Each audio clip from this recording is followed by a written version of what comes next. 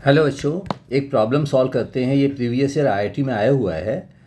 काफ़ी अच्छी प्रॉब्लम है। हालांकि जनरली रिजल्ट याद ही होता है। जैसे देखो, पैराग्राफ 1 कह रहा है कंसीडर आरसी सर्किट। इस आरसी सर्किट में एक कैपेसिटर है, एक रेजिस्टर है और एक बैटरी से आपने कनेक्ट कर दिया। सो ऑब्वियसली जो बैटरी है ये डीसी सोर्स है। This is DC source, right. अब वो कह रहा है कि जब आप चार्ज कर रहे हो तो कुछ एनर्जी लॉस हो रही है। ED is the loss, energy loss, and some part of the energy is stored in capacitor. EC is the energy stored. अच्छा, दूसरे पार्ट में कह रहा है कि इसी चार्जिंग प्रोसेस को आपने स्टेप बाय स्टेप 3 पार्ट में कराया है। पहले V0/3 तक चार्ज किया, फिर आपने 2V0/3 तक चार्ज किया और फिर V0 तक चार्ज किया। एंड तीनों बैटरी जो आपने लगाई है V0/3, 2V0/3 एंड V0, वो सफिशिएंटली लॉन्ग टाइम के लिए लगाई है। ठीक है ना। अब देखो क्वेश्चन 15 में पूछता है कि in process 1 the energy stored in capacitor EC and heat dissipated across resistance ED are related at. अब देखो, ये तो आंसर जनरली बच्चों को याद ही होता है कि 50% of the total work done by the cell is lost. ठीक है, तो जितनी एनर्जी स्टोर होती है उतनी एनर्जी लॉस होती है। ठीक है, लेकिन फिर भी मैंने इसे करके दिखाया है। आप देखो, capacitor will be charge till potential difference across capacitor is equal to EMF of the cell.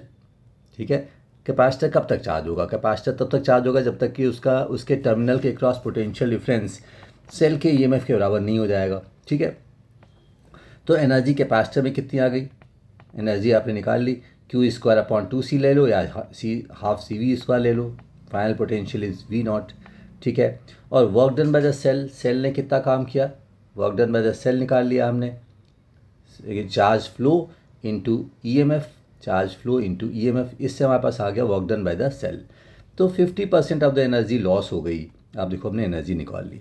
तो हमने क्या देखा कि EC की वैल्यू, कैपेसिटर के अंदर जितनी एनर्जी स्टोर है और एनर्जी जो डेसिपेट हुई है, दोनों बराबर हो गए। राइट, ये हमारा इक्वेशन बन गया। तो इक्वेशन 15 का, क्वेश्चन 15 का आंसर ए सही हो गया। Answer A is correct. Right, अब आते हैं क्वेश्चन नंबर 16 पे। ये थोड़ा सा ट्रिकी क्वेश्चन है।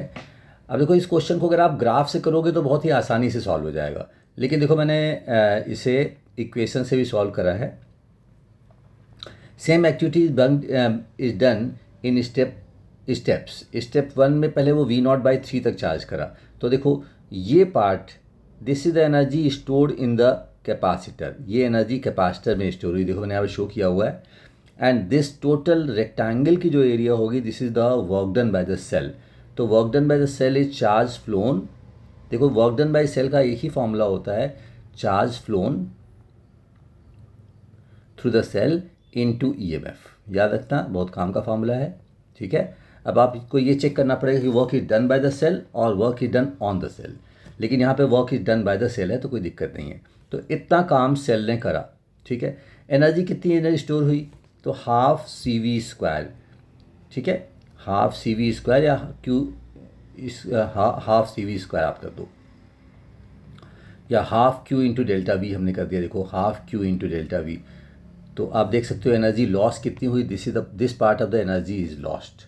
आप कह सकते हो जो ये एरिया आएगा, this is energy loss, this is energy loss, जो मैंने क्रॉस से बनाया है। So energy stored in the capacitor हमारे पास आ गया इतना। ठीक है, तो जो डिफरेंस आएगा वो एनर्जी लॉस हो जाएगी। आप ऑब्वियस सी बात है, ये एरिया निकाल लोगे, that will be same as the CV0²/8, इसके बराबर ही आएगा। अब सेकेंड केस में देखो, initial stage is this, initial stage ये आ गया, फाइनल स्टेज ये आ गया। ध्यान से देखो, this is V0/3 and this is 2V0/3। ठीक है, so this is the energy stored in capacitor, trapezium की एरिया। और work done by the cell is of rectangular this thing area. तो work done by the cell हमने निकाल लिया, charge phloem into EMF। आप ध्यान से देखिए, चार्ज फ्लो, इतना चार्ज फ्लो हुआ into EMF। EMF is connected to V0/3. So this is the work done by the cell. This is the work done by the cell.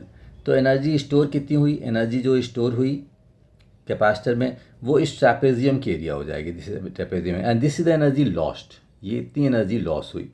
तो अगर आप energy loss देखोगे तो these two value will be exactly same. ये value और ये value exactly आपको same मिलेगी, है ना। आप वैसे ही देख सकते हो, area will be same. So CV0²/18 energy loss हो जाएगी। देखो यहाँ पे आया हुआ है, हमने कैलकुलेट किया। कैसे कैलकुलेट किया? Work done by cell minus energy store, इससे हमने कैलकुलेट कर लिया कितनी एनर्जी लॉस हुई। थर्ड स्टेप में आ जाओ। थर्ड स्टेप में again work done by the cell is rectangle, this is the work done by the cell, ठीक है। And work done by the energy store in capacitor is this trapezium, ये हमने calculate कर लिया। Work done by the cell, charge phloem into EMF, energy loss कितनी हुई? This area is loss, this is the area जो कि energy loss हुई, इसको हमने कैलकुलेट कर लिया। तो टोटल एनर्जी लॉस हमने कैलकुलेट कर लिया, CV0²/3/18 इंटू 3 कर दिया, 3 टाइम्स तीनों प्रोसेस के लिए। तो अब देखो यहाँ से हमारे पास क्या पूछ रहा है, ये इसमें पूछ रहा है कितनी एनर्जी डेसिपेट हुई। He is asking about energy dissipated. तो एनर्जी डेसिपेटेड आप सीधा ही कह सकते हो कि 3 टाइम्स एनर्जी डेसिपेटेड जो हमने कैलकुलेट किया, 3 टाइम्स CV0²/18। तो आंसर इसका C हो गया, देख लो। तो इसमें आपको समझना है, मेरे इसमें से एक अच्छा क्वेश्चन है, डिफरेंट एस्पेक्ट को आप इसको देखो। SCV में कई सारी प्रॉब्लम्स आपको मिलेंगी, बहुत मुश्किल क्वेश्चन के चक्कर में आपको नहीं पढ़ना है। पहले आपको वो क्वेश्चंस करने हैं जिसमें कि आपका कॉन्सेप्ट बनता है, जो आप IIT के पेपर में कर सकते हो। अनलेस आप उल्टे सीधे क्वेश्चन ट्राई करो जो कि एक्चुअल में IIT के पेपर में आपसे हो नहीं पाएंगे, तो कोई फ़ायदा नहीं है। तो ये क्वेश्चन देखो, दिस इज डूएबल क्वेश्चन, आप पेपर में कर सकते हो बड़े आराम से। तो फोकस करो, देख लीजिए। अगर कोई स्टेप आपको समझ नहीं आता तो आप कमेंट भेजो, मैं उसका सलूशन आपको बताऊंगा या वो कॉन्सेप्ट आपको क्लियर कर दूंगा। Thank you very much.